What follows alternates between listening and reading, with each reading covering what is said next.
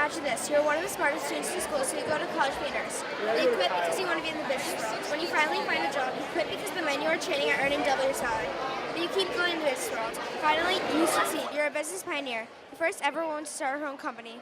That was what my life was like. I am Mary Kay Ash. Thank you for nominating me into the History Hall of Fame. I was born around 1950 in Hot Wells, Texas. I was born to be the youngest of 4 children, and I was always very smart and kind. I got married to George Hallenbach and had 3 kids. Soon, my husband and I decided to open a company together called Beauty by Mary Kay. We had an investment of $5,000 and I would focus on creams and makeup. Soon, my husband died of a heart attack a month before my company was about to open, but I was gladly able to open my company with the help of my sons. My company became so popular, it became to be one of the most popular cosmetics companies in the world. I was also known for giving away my most hardworking employees prizes, such as pink Cadillacs, vacations, and jewelry. I also won many awards, like winning the Junior Achievement Award in business. Telling myself you can do it throughout my lifetime made me a successful person. I won many awards, but I also helped many women get the same rights as men by making other people notice that men and women didn't have the same rights. Thank you. I'm Mary Kay Ash. Please make the right decision from history and vote me into the History Hall of Fame. How would you feel if people told you they didn't want you to be their doctor, or you couldn't go to the college you dreamed about just because you're a woman? Well, these are all the things I, Elizabeth Blackwell, had to face on my road to becoming America's first licensed woman physician. As a child, I came from a very gender-equal family. My father was a strong leader in the women's rights movement. He was always telling me I could be and do whatever a man could do as long as I put my mind to it. This was very inspirational to me, even as a child. My mother always wanted lots of children. Sadly, the doctors and medicines weren't advanced enough for her to birth healthy babies. I always wondered why we couldn't help them. This is what sparked my interest in the medical field. A few years later, my interest was growing. More and more discoveries were being made that intrigued my mind. After many layers declining me into schools I had dreamed about, I had my big break. In 1847, I was accepted into Geneva College in upstate New York. But soon after I got there, I found out my acceptance was just a cruel joke. No one even thought I would show up. Even so, I was determined to graduate with high honors. As I became a real physician, things still weren't easy. My fellow coworkers thought I wasn't good enough and told me I should just leave. Even so, my patients came back again and again, recommending my work. A few years later, my sister and I opened up the New York Infirmary for Women and Children. A few years after that, I helped found the National Health Society.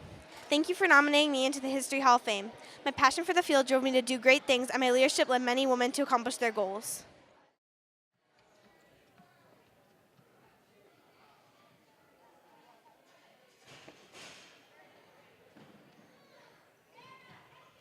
Would you ever think of a toy as influential? Did you know Lego is currently ranked the #1 most influential toy and is the largest toy maker in the world?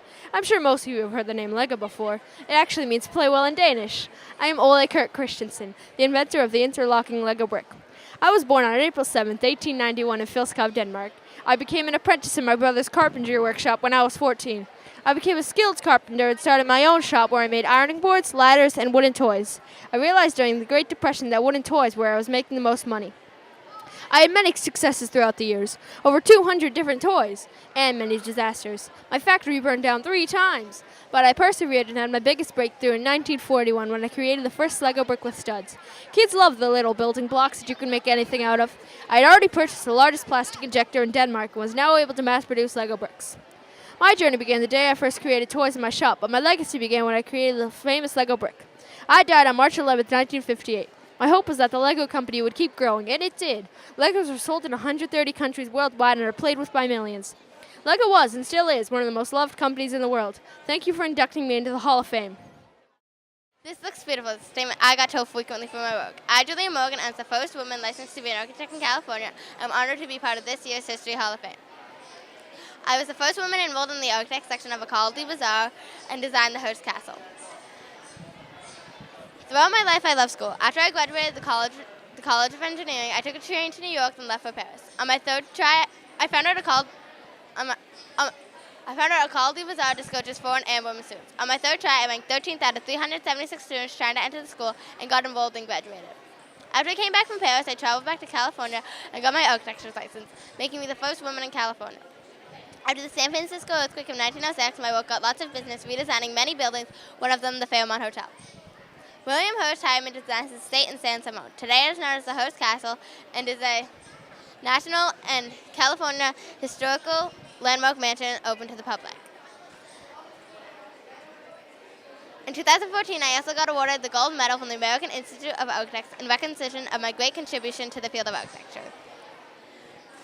I thank you for nominating me into the History Hall of Fame. I contributed to the field of architecture by being the first woman enrolled in the architect section of a École de Beaux-Arts to have an architect license in California and to design many buildings, one of them the Hearst Castle.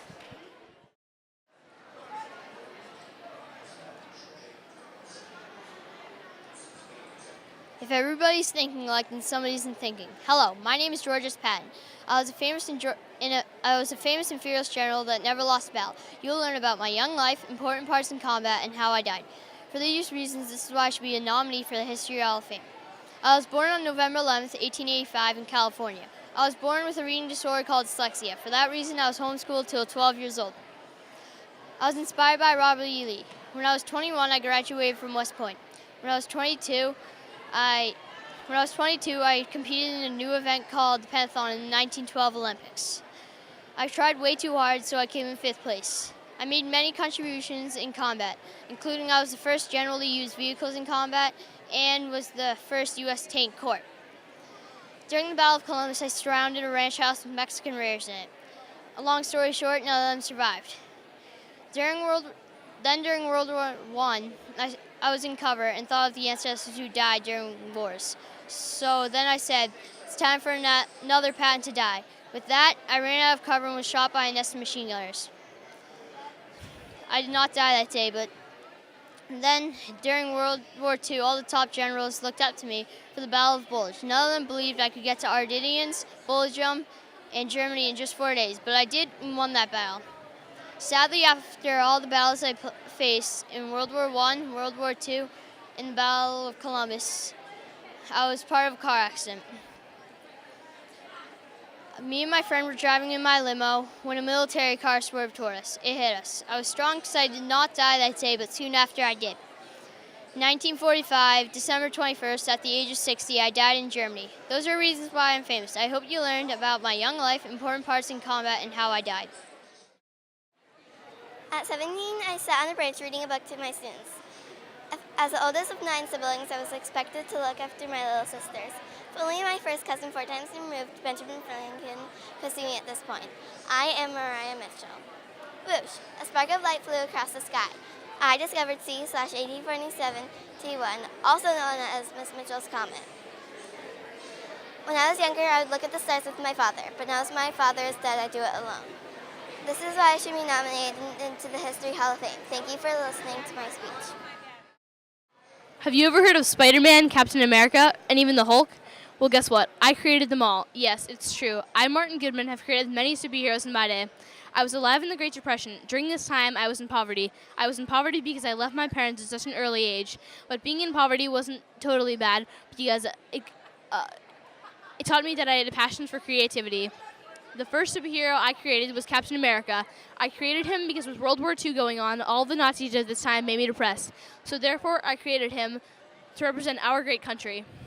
The other 2 most popular superheroes I have created are Daredevil and Iron Man. Creating all of these superheroes is what has made me famous. Thank you for inducting me into the Hall of Fame.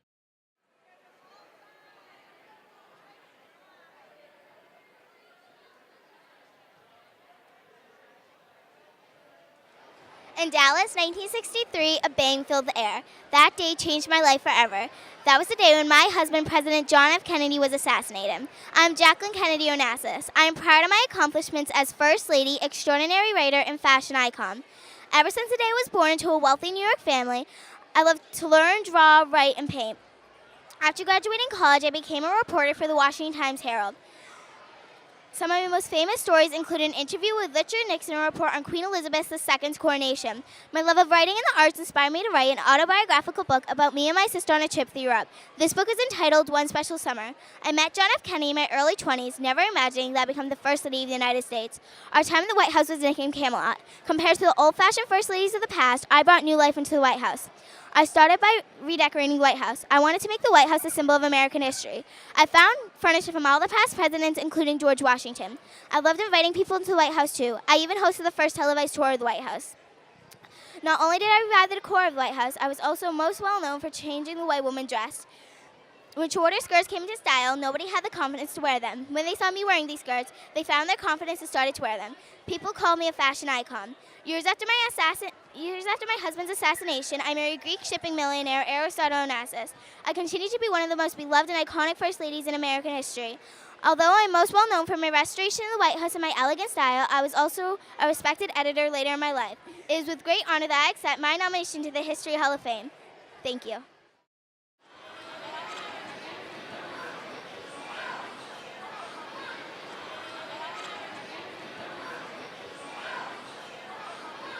Can you imagine a world without baseball? Well, I'm the father of baseball. Going to a ballpark with a peanut to crack jacks wouldn't be possible without me. I created the first baseball team in the league, I was a volunteer firefighter, and most significantly, created the game we know today as baseball. That is why I, Alexander J. Cartwright, should be nominated into the History Hall of Fame. One of my supreme accomplishments is inventing the first baseball team in the league. I joined and created the New York Knickerbockers baseball team. Then I became the vice president and a player on the New York Knickerbockers. I moved from New York to California, then all the way to Honolulu, Hawaii. While I was there, I became the first fire chief in Hawaii. My most supreme accomplishment is inventing baseball.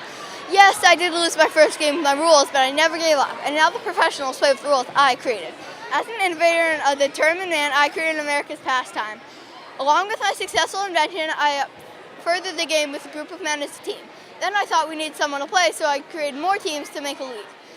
After my retirement with baseball, I became a hero saving lives and putting out fires. I'd like you to consider my nomination to the History Hall of Fame. Thank you.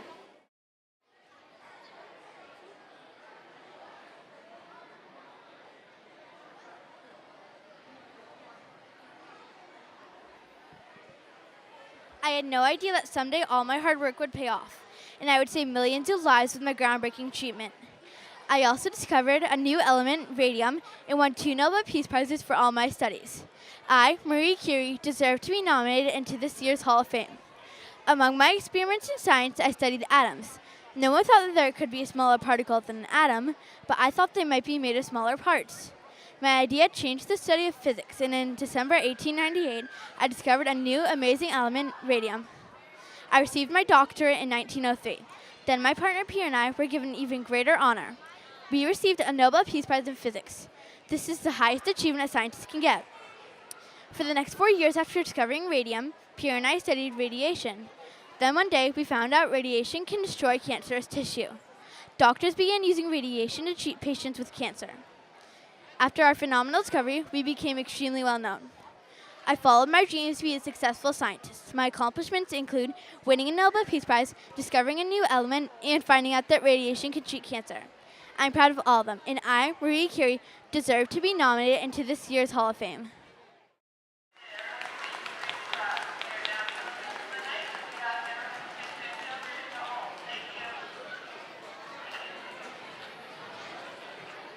Either write something worth reading or do something worth writing. Not only am I famous for this quote and many others, I was also an inventor, scientist, statesman, and author. Hello, I'm Benjamin Franklin.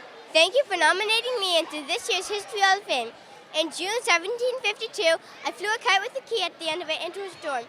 Although I got shocked several times, I became famous for proving that lightning was electricity. In late 1752, I invented the lightning rod, which prevented lightning from burning down houses and buildings. I was a foreign diplomat that represented Pennsylvania, Georgia, New Jersey, Massachusetts, and England. Although,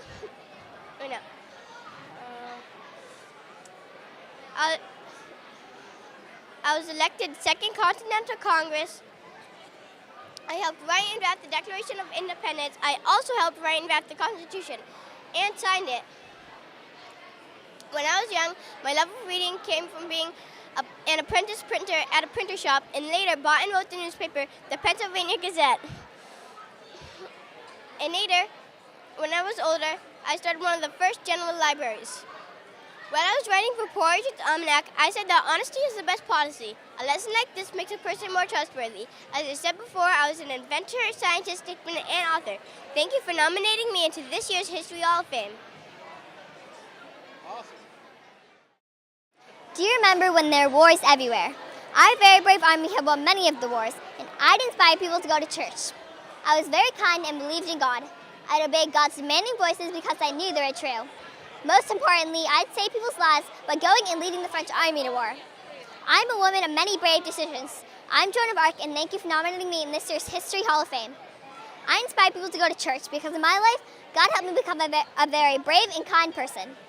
I help people realize that they should go to Mass more often, and I help people who weren't that religious become very religious. I won many wars in the French army.